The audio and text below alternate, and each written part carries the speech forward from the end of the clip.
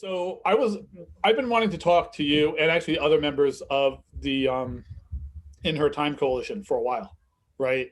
And everything going on, I never really quite got the chance to pull it together. I was really hoping to do a Zoom thing with all the candidates way back. I wasn't good at Zoom. I didn't even have Zoom, so I wasn't even sure how to use it. And so it's taken me a while, and I apologize for doing it this way, but you're successfully in now. I'm in. And you're in. And so I want to start a little bit in the back because I don't know you well. I don't know that a lot of people who are going to watch this know you well yet, right? No, Pawtucket doesn't know me well. I'll be honest. I'll go to events and introduce myself, and people are, like, oh, right. Like, oh, you're Alexis? Like, I didn't. Oh, cool. All right. Well, that's it. That's just it. So this will be a chance to talk a little bit about it. So what I wanted to start with is your interest in politics. You're interested in running. I know you worked on social justice issues before running. So if you want to talk a little bit about your background, where you came from and what your ideas were that got you motivated to run in the first place.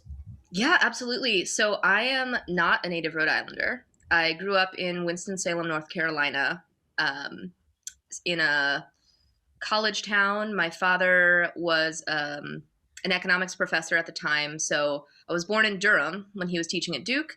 He moved to Wake Forest University in Winston-Salem, and that's where I grew up, basically. I had a lot of amazing opportunities through the public education system of North Carolina to, explore interests, even at a very young age. In high school, I got the chance to go to the Youth and Government program of North Carolina, which allowed high schoolers to basically create a mock Congress and work on legislation and debate. And as a freshman there, I introduced a civil unions type of law. And this was in the early 2000s, I suppose. And only Massachusetts had marriage. Exactly. Around the same time, I've always been, I came out as queer, pretty young in high school. I was also very openly Jewish in a Baptist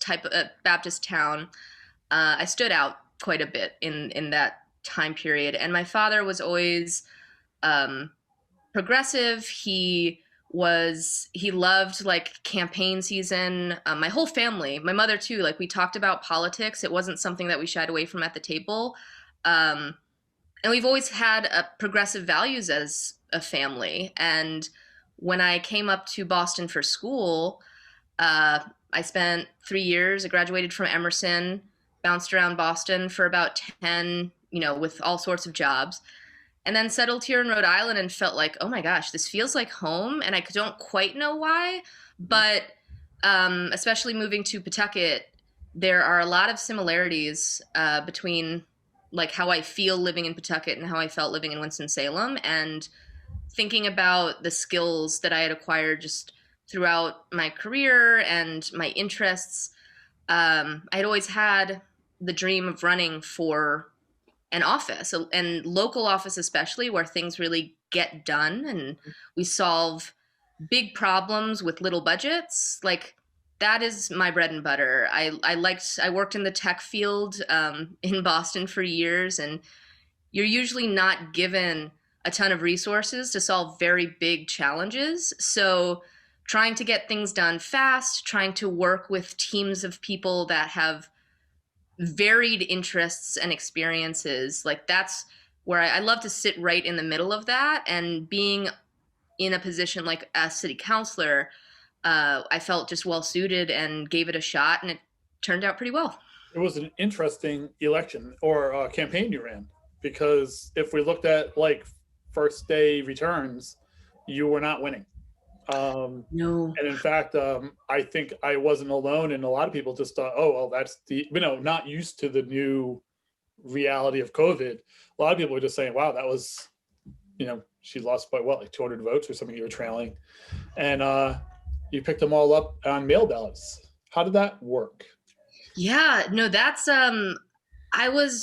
I'll be frank, I was just as surprised. I had a feeling it was going to be close, kind of having my ear to the the pulse of what's going on in Pawtucket, and starting to get to know everyone and knowing like what their voting style was going to be. I had a feeling there would be a significant amount of mail ballots, but I had no idea what way they Yeah, would yeah. go. So that limbo period of like, oh, I'm down, 50, 100, whatever, and then the flip a couple days later, I had that same feeling of like a little bit of a mouth drop, being Right. like, oh, okay, here we go. Like, let's wait for certification. Let's double check everything. It was, I mean, I'm sure many municipalities, and state governments like we're doing new routines to manage the amount of mail ballots, emergency ballots, etc. I thought the state of Rhode Island did a tremendous job You at did. making sure folks got registered, had the ability to receive mail ballots. I do want to personally thank the Secretary of State for the work done there. And it in Pawtucket, as with many towns, we've tried really hard to keep people safe during an unprecedented health crisis. And so my hope was that mail ballots would be big. I didn't realize they would be big for me personally, but I'm grateful. Yeah. And you beat a 30-year incumbent, which is amazing because I'm not sure. I don't think you're 30. Or are you 30? I am 34. 34. Okay. I'm So, 34. I dress like a high schooler, which okay. it got called out quite a bit when I was canvassing around. And I was like, yeah, I'm a comfort type person. You'll probably always see me walk around the neighborhood in like a flannel and a t-shirt. Right. Um, I This is what I also like wore to work usually when I was working at tech companies in Boston. It's exactly, it's hoodie culture. Right. And it's but it was great to see that the city of Pawtucket is really engaged politically, which I find to be spectacular. I love having an engaged community of folks to speak with, to derive ideas from. And with this campaign in particular, I had to try to be flexible. I tried to stay off the doors as much as I could for safety reasons. I tried to engage folks digitally, one-on-one, in groups.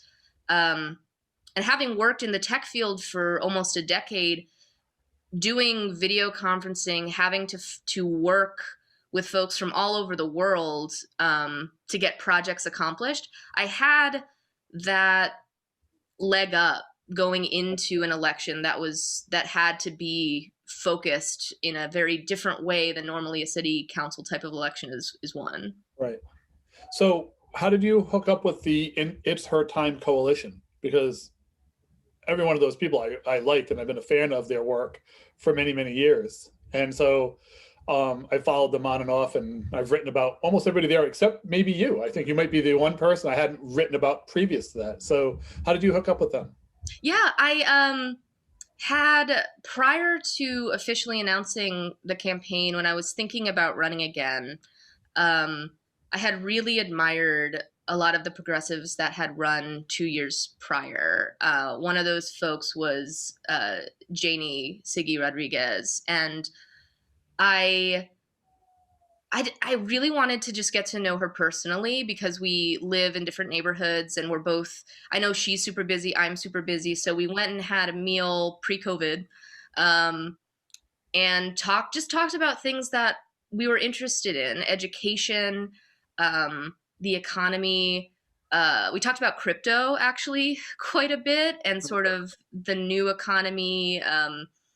And I thought, wow, like I knew she was amazing. I didn't realize we had so much in common. And then when she and Stephanie Olarte and Aji Gaika, like when everyone started to like really think about putting their hat in the ring, I just felt privileged to be part of that group and to be kind of accepted into it because again, it's incredibly strong slate.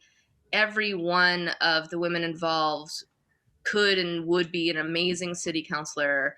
I think just in my ward, there was just an appetite for someone new and someone who had the particular type of skill sets that I could bring to the table. But I mean, it was a stacked group of people that I think would serve well in any type of governance. And they'll be back in a couple of years, I'm sure. you know. Absolutely. And folks are still involved. You know, you have Tarshir Battle, who's still a Oh city yeah. liaison and working with the Taft Community Garden. Right. Aji is busy working at schools and working to help folks get into college. And we're all still here. We're all still working hard, and nothing's really changing about that. Cool. All right. So now you're on the city council, and I think you've had 2 or 3 meetings so far. Yep, technically 3. The first one was just the inauguration and sort Yep. of ceremonies meeting. But yes, we've had 2 council meetings up to this point. Right. And and one of the things you did almost like right away, and I thought this was pretty interesting, was and this is actually one of the reasons I thought I really need to reach out. You worked with the council president to for gender neutral terminology for the council. And I thought that was really neat. Can you talk a little bit about that? What those discussions were like, where the ideas came from, and how you managed to do that? Yeah. I again, you know, not being someone who's from Pawtucket and not really knowing many of these folks personally because I couldn't get to meet them during this health crisis. I I try to look at the dockets that were given in a very neutral sense and say, you know, if I'm looking at this with fresh eyes and if I could change anything that would benefit either myself or the community, I'm going to try to take the opportunity to do that. And I also felt, you know, it was my responsibility running as an, you know, out queer, progressive person. Mm-hmm. You know, I use she, her pronouns, but because I kind of give off vibes that aren't traditionally feminine, I do get asked a lot, you know, what are my pronouns? And I appreciate those types of questions, but it led me to realize that when I was looking at the rule sheet, that it would potentially help folks who maybe don't fall into a gender binary spectrum if they were running in the future, or say, like me, they found themselves actually winning an election and sitting on the council, to be able to look at a rule sheet in the future and say that, oh, it actually, you know, I don't have this already reflects me because it doesn't actually split in that kind of binary sense that traditional like things written in older language just tend to have that type of lexicon. And so I thought, you know what? I'm just going to give the council pro tem, Councilor Mercer, a call and ask his thoughts on this because it's kind of an untraditional ask. We didn't have a lot of time to like tell people ahead of time what we were doing. But again, Pawtucket is an amazing place. It is progressive. And especially when it comes to issues that have kind of a level of sensitivity to them, like pronouns or kind of gender and presentation, I had a good feeling that it wouldn't be a controversial ask to just sort of strip that language, make it more inclusive overall. And it was like a quick, simple change that I hope will benefit someone down the line. Very cool. I have to say that in my work over here at Uprise, I very long ago gave up using councilwoman and councilman, and I started using counselor with an OR at the end. But Mm-hmm. then someone talked to me and they said they didn't really love that because it's too close to counselor, as in a lawyer or Oh, a person who gives counsel, you know. And so yeah. now I'm settled on council member. Mm-hmm. I was council person, but I think council member is where I'm settled right now. Mm-hmm. What are you saying in Pawtucket now when you say council lore? Oh, I describe myself as a councilwoman. Okay. I I personally, you know, since I use she, her pronouns, and Right. I, you know, I think that it is what helps about these types of conversations is even opening up the conversation to what would make you feel most respected as a person, Right. to like honor the title that you have and sort of the, I don't want to say status, it sounds strange, but honoring Right. sort of the position that you have in the community. Um, you know, having asking someone like, would you like me to call you councilwoman, councilman, councilperson, Right. counselor, some guy, like everyone in Pawtucket will give you a different answer as to what feels good, but as long as you start to get to know them, it kind of just works a little bit easier. But it is it's I think it's great to kind of have that fluidity and say like, well, today council person felt good, but now it feels, one, it doesn't roll off the tongue super well. Not a great word. Two, it just like saying council anything is kind of a mumble jumble mess. But it creates great discussions like this because then you realize like, oh, if someone does come into these roles that maybe is non-binary, uses other types of neopronouns, it won't be as much of a hurdle for them to feel like they are representing their community as their authentic self. Yeah, as far as council person goes, congressperson is even worse. Oh gosh, yeah. It just like sounds bad. It's really hard to get my head around it. And I've been doing this a long time. And every time I look at it, I'm like, so to avoid that, I sometimes say U.S. representative, right? I write it all out. Yeah. Because I don't want to say congressman and congresswoman. I really want to move away from those terms, those.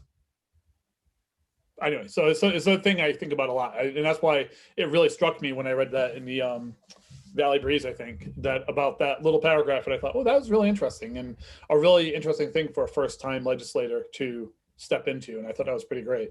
Yeah, and, big kudos to President Moran, President Pro Tem Mercer, as well as our two amazing city clerks.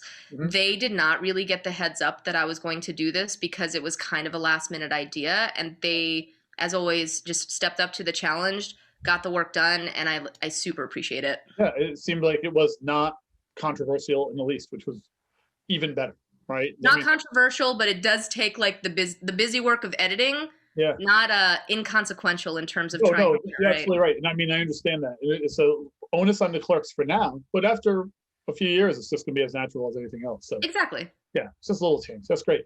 All right, so I have some other questions. These get more into like general policy ideas, right? So one of the things is Pawtucket is in the news a lot for the schools being closed. Mm-hmm. And I know that the way things are set up in Pawtucket, I don't think you have any control over how the schools do their thing. It's like two very separate things. But what are your thoughts about the schools and what should be done and how? I'm sure people ask you, or it's come up sometimes.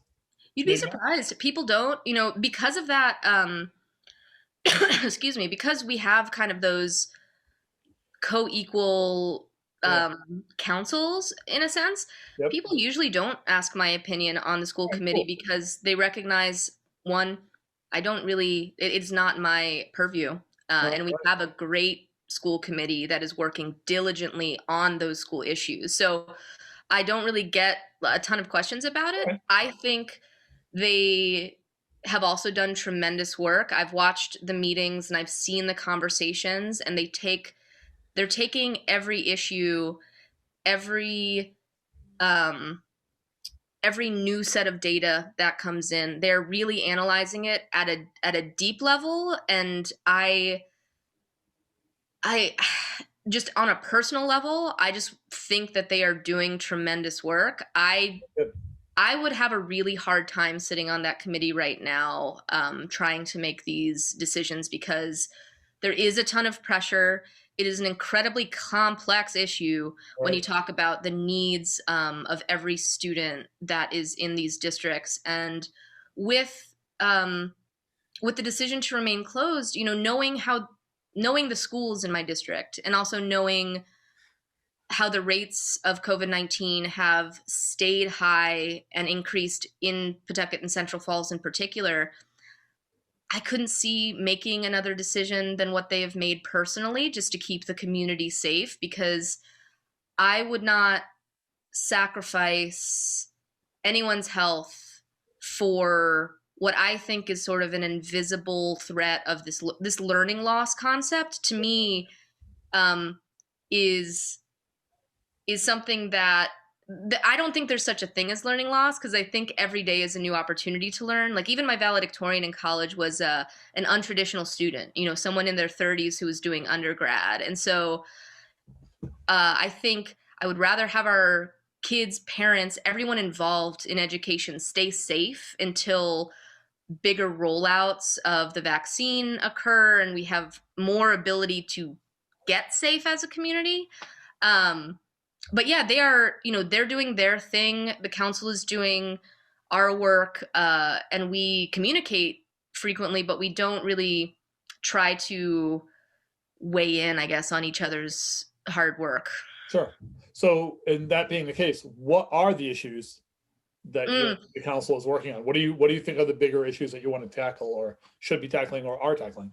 Yeah, we have a bit of a budget issue in the city. We just had a council meeting last night where we started to talk about what has been told to us in terms of, a deficit at the city government level and how we're going to manage the decisions about next year's fiscal budget for the city. And it's questions about will there be a supplemental tax increase? How will we provide the same level of services to our constituents with less money? How do we continue to pay for maybe even new positions and there's new costs to protecting the health of the community. So where do you kind of trim every piece of that to make sure that the right priorities stay at the top of the list? And that is, I think, going to be a very challenging set of decisions that the council is going to make alongside the administration. It is, again, two co-equal branches of government trying to find common ground, but it's going to be tough.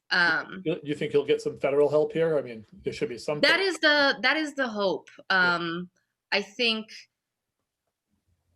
I can't speak for anything that's going on in the mayor's office because, again, it is a separate world over there. But I'm hoping that maybe with more contacts, more communication, we can try to leverage all of the possibilities to make sure that we can run successfully as a city and just stay afloat. We have a big development project coming to the city of Pawtucket, as we know. Plus all that stuff on the riverfront, right? All that stuff. Exactly, that the Tidewater Landing project on the riverfront. And how do you balance and also communicate with the city about something that's going on that front that is largely a private sector event? But there are some public aspects to it, right? There's a train going in right ahead of it, more or less, and then there's all those sorts of, you'll be responsible for building on-ramps and roads in, and exactly. It requires so much coordination to make sure that we are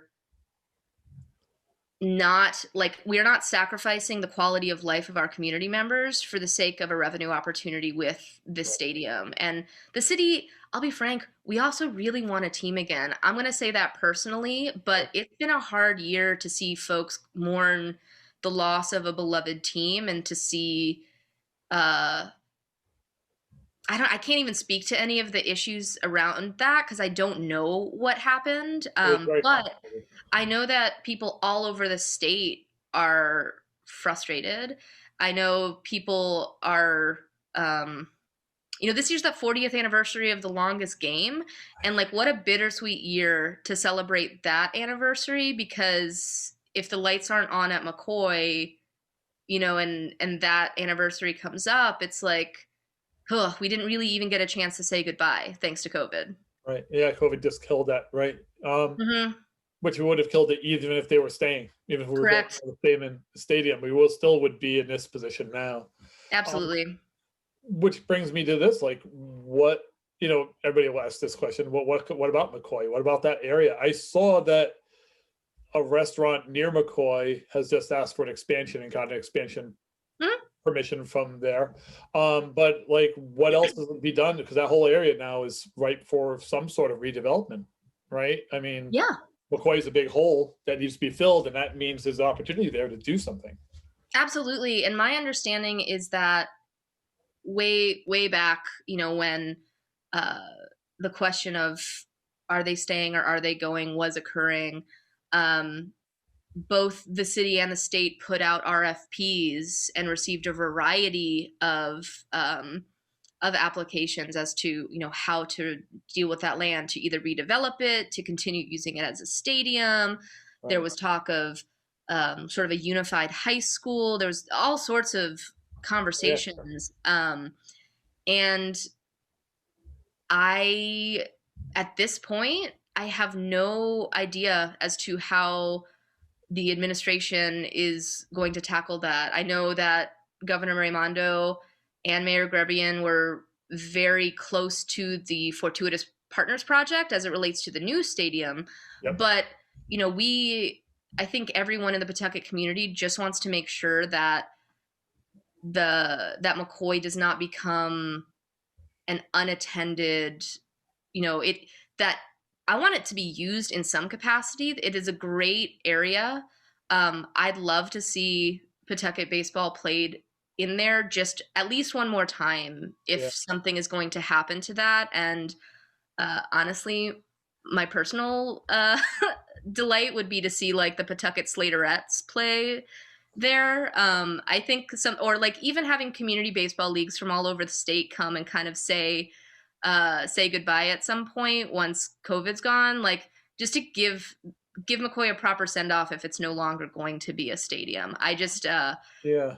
it's a confusing process that I'm only just starting to learn in terms of how these plots of land get Right. either acquired or loaned out or leased out, excuse me. And so there's a lot of ideas that came in the past. I don't know if those are going to come back to the surface or if we're going to try other things, you know, as a city to maintain the property ourselves. It's up in the air at this But point. it is also, it's a national historical monument. Right. Right. I Exactly. think there's a state has invested in it. There's a lot of investments there. So it's not just the city, but the state and even maybe national interest Hmm. in doing something with that stadium or land or something. So I don't know what that looks like, but yeah, you're Hmm. right. It's a tough problem, but it's going to be worked out in the next couple of years somehow, right? Over the next couple of years, you'll be involved. Yeah, absolutely. I mean, I'm certainly going to be involved in this new development project because that's right in the heart of my ward. Right. So just kind of knowing how that is going and keeping folks informed. But McCoy is not in my ward, but it's right on the edge of it. So I will be, you know, in those rooms, hopefully at the table, kind of learning what's going to happen there. It's funny because growing up in North Carolina, I was a huge baseball fan. And you kind of, in North Carolina, you have to either pick the Braves or the Orioles. So I became an Orioles fan because I had family there. And my favorite player of all time was Cal Ripken Jr. or is Cal Ripken Jr. So I learned like about Pawtucket at a very young Yeah, yeah, age. right, And right. then to kind of like be here now and to kind of think about what it was like maybe back then and sort of like in the heyday. Uh, I love thinking about that. I hope we can get back to that vibe here in Pawtucket. We have some great small businesses that are planting roots here. But the stadium is kind of a beacon that right now is a little dulled out, and we got to figure out a way to bring the community together, the administration together, and our council together to and the state. Like all these people have interest in that property. So how can we actually make it work? Yeah, cool. All right. That's a lot of stuff, and there's a lot of interconnections there because we talk about Yeah. the thing going on in your ward, you know, Hmm. the soccer stadium. We talk about McCoy. There's also other plots of land throughout Pawtucket, like the Apex site and other Yep. places, right? Where we talked about developments there and around, and even the downtown Pawtucket really Hmm. needs a big like jump start, right? It needs a little bit of a moment, maybe, or maybe not. Maybe it needs to be smoothed over and turned into something else. I don't know what the solutions are, but it's a Yeah. yeah, It's I feel like I'm in the same headspace that you are, where it's like there is no lack of great ideas for right, how to bring like great small businesses back to Pawtucket to have sort of this revitalization of downtown. There's great ideas. And even now we have stores that have been there for a couple years, like Top Shelf Vintage Clothing and Circuit BMX, like stores that are doing exceptionally well, have weathered the storm of COVID-19 because they are just strong, focused small businesses in the community. And I hope also through their example of I don't want to say taking a chance on downtown Pawtucket, but like really investing back into that area of the city, it will inspire other folks to do the same thing and to begin to see these districts kind of both organically form, but also maybe get help from other places to move the pace of that redevelopment in a smart and community focused way. We don't want to just have everyone come in and start, a bidding war on these historic properties. We really want to make sure that any kind of development is taken into careful consideration, because I love how my slogan was preserving Pawtucket. I think the architecture here, I think the buildings here, I think there's so much we can do without taking a wrecking ball to these properties. It just is going to take a lot more grit and hard work and elbow grease to do that and to get these buildings into shape where, like high schoolers, like the folks that went to high school in Pawtucket, started the Heal Room up here. Those are the types of community members we want to continue to like invest in downtown and other parts of the city to start their businesses. And you have to make it as easy as possible for them to do so, right? Exactly. And now, especially with City Hall, like it's the process of licensing, like these are very complex things and you have to go through a lot of steps. So we want to try to keep that momentum going even during COVID-19, when you can't just walk into City Hall and get business done as easy as you used to. Right. Okay. So I'll ask that same question again. So what else is there that's on your agenda? What else are you thinking about here as you move into it? I mean, I'm sure you have a lot of ideas, but yeah, what's some of the bigger stuff you see on the horizon? In terms of promises that I made and the campaign that I ran, I would really love to see more green municipal waste management solutions. I've been personally using a composting service here, like a private composting service, for almost the whole time that I've lived here. And really, it's as simple as I have a bucket, just a little bucket.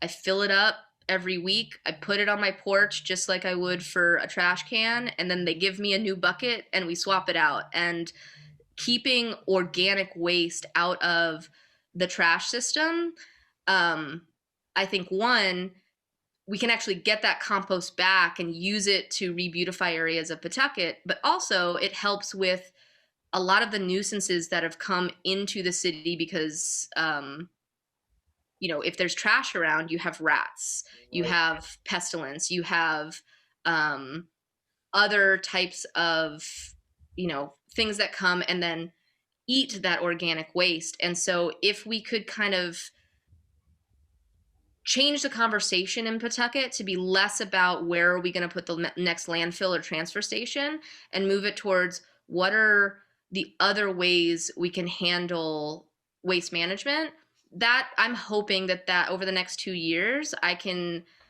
talk about that and I can encourage, either through private industry or through the city, kind of starting some kind of composting movement. Like, I hope we can get that done. I think it would help on a lot of fronts, but it would most certainly help with the issues that we've had where rats are kind of coming into residential districts in droves, frankly. Oh, I know. I've covered a little bit of the transfer station stuff going on. Mm-hmm.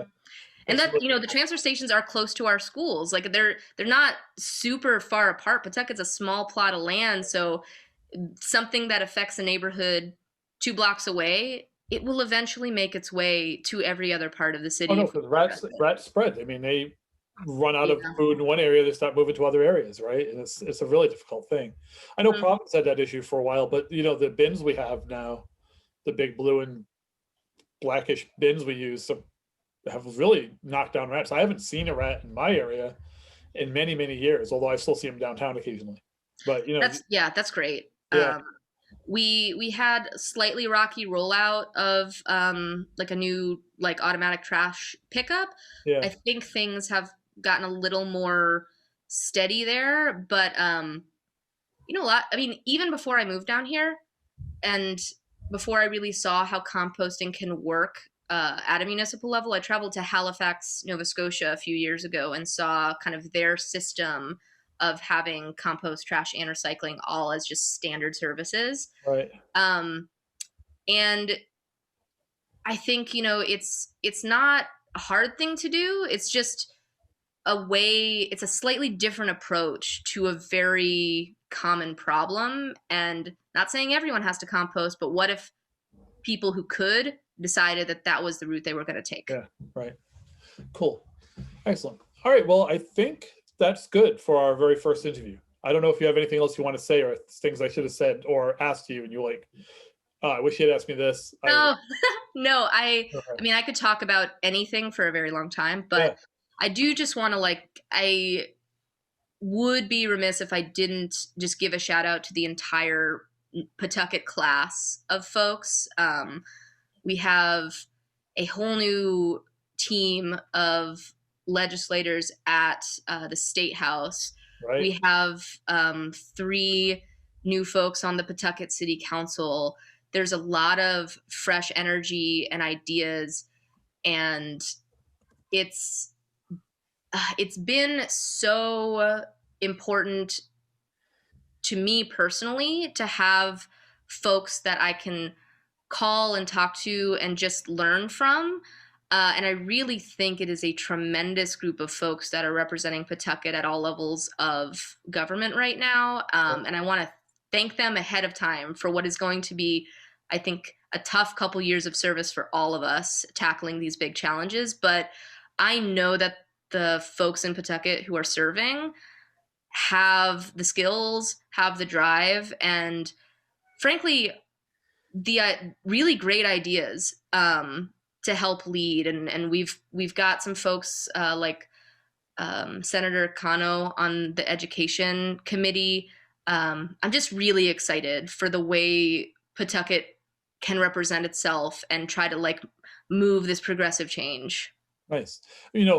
As you started talking about the state legislators, it reminded me of something. And I wasn't going to ask this because it's a state issue, Mm. but it seems, and this is something that I've been thinking about, you're trying to build a new stadium, a soccer stadium in Pawtucket, and that stadium is going to draw people from all over the state to come there. And a lot of the people who come to that are going to be Latino, right? But there are some Latinos in the state who, because of their undocumented status, cannot get a driver's license.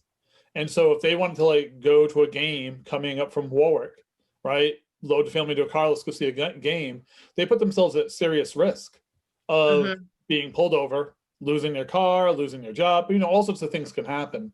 Even if it's not prioritized as a crime, it still becomes an issue they'd have to work with. It could cost hundreds of dollars. It could throw their whole family out of whack. Yeah. So it seems like this is something that the state legislators from the Pawtucket would say, it's in the economic interest of Pawtucket to have driver's licenses for everybody.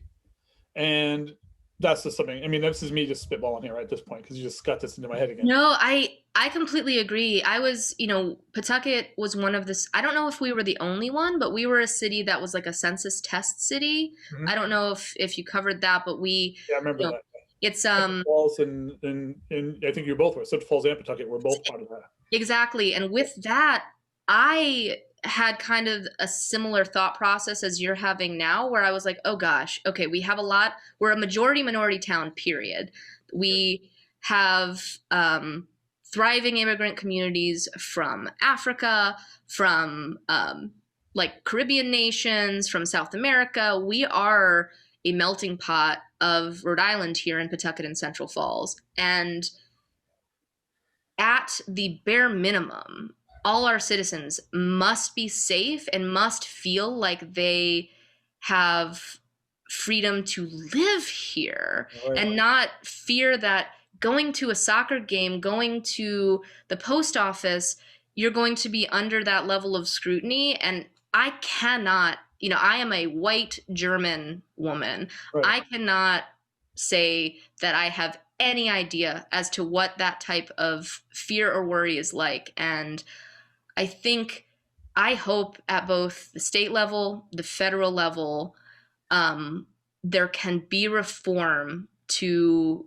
keep everyone in this city safe, everyone in all of Rhode Island safe, and towards a path that will have these worries essentially become non-issues. Yeah. I think is the bare minimum of what can be done now. And in the meantime, I also know just Rhode Islanders just like to drive. As a North Carolinian, I'm used to driving hours to anything useful. But up here in New England, it's not that easy to do. And so I would hope that as things get going with the stadium, they will also be doing things like live streams to help folks who are fans that might not be able to get to Pawtucket for whatever reason, whether it's a socioeconomic issue. Not everyone can afford a car. Not everyone can afford a bus pass. Not everyone wants to take 4 buses to get from X to Y just for a game, So how can fans still engage with this new team without always having to be physically present? Because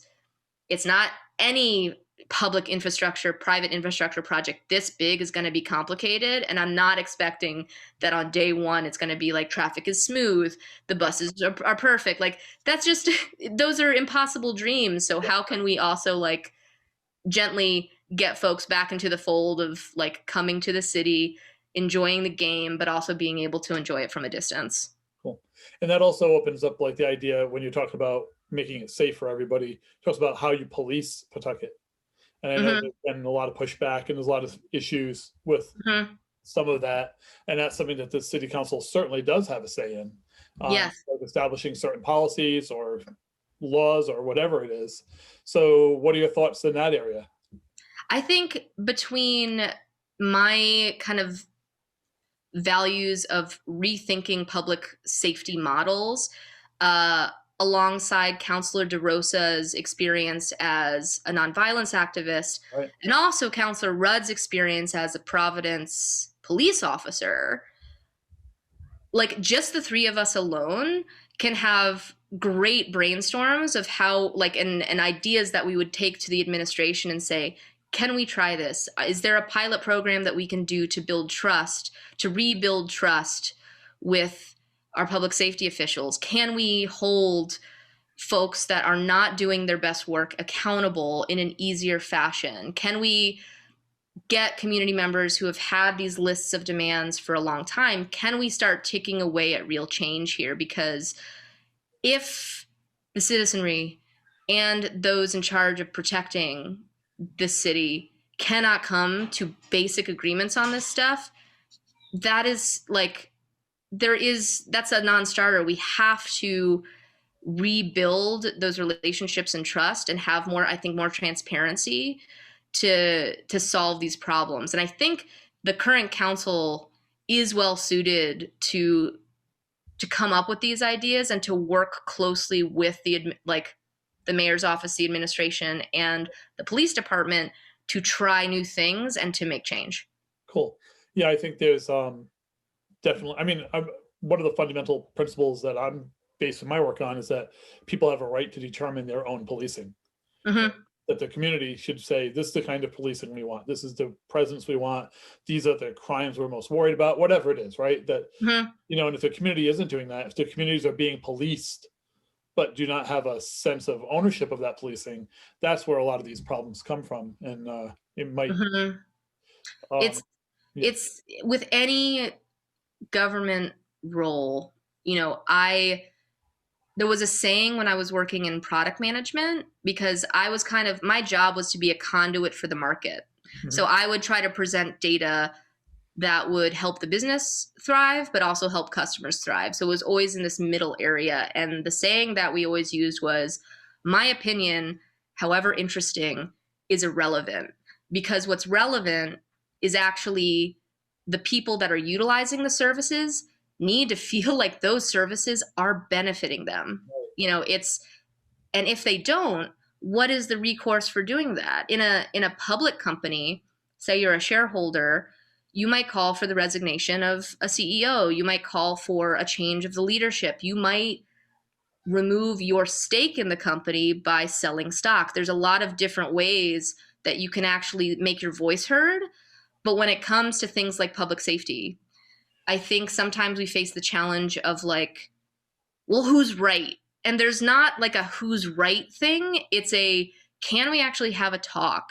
Can we actually admit and acknowledge that certain issues exist first? Because without that first acknowledgement, there's no problems to solve. We have to admit there's a problem. We have to also not just call it a blanket issue. We have to say, what are the specific problems? And then if it's a creative solution or just a basic solution to try to get both sides starting to like make more decisions together, that's best for everyone, because then the community is actively involved and knows who their safety officers are, trusts them, and it's a virtuous cycle of, oh, if I see a problem and I know that I have a good cop in my neighborhood because maybe they went to Tolman, maybe they went to Shea, maybe they grew up here and all they wanted to be was a cop or a detective, that's great. Then they will be here in the community and serving it in the best possible way. But if it's this constant like, well, there's not an issue, or, you know, they're doing the best they can, everyone's doing the best they can. Unfortunately, though, especially people like police, doctors, nurses, these folks that have the biggest responsibilities during these hardest times,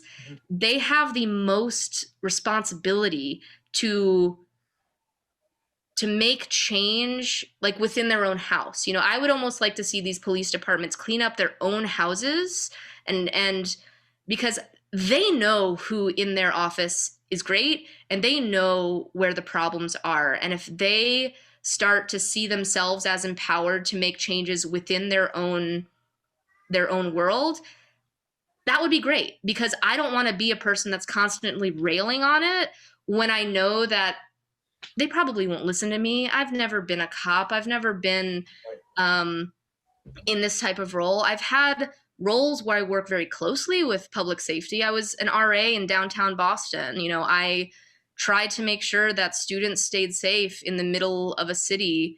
And I worked very closely with public safety officials, and we had a great relationship and no one got hurt. But that required the baseline level of trust to say these officers have our best interests at heart, like Right. truly every citizen. Yeah. Excellent. All right. I think we've exhausted it right now.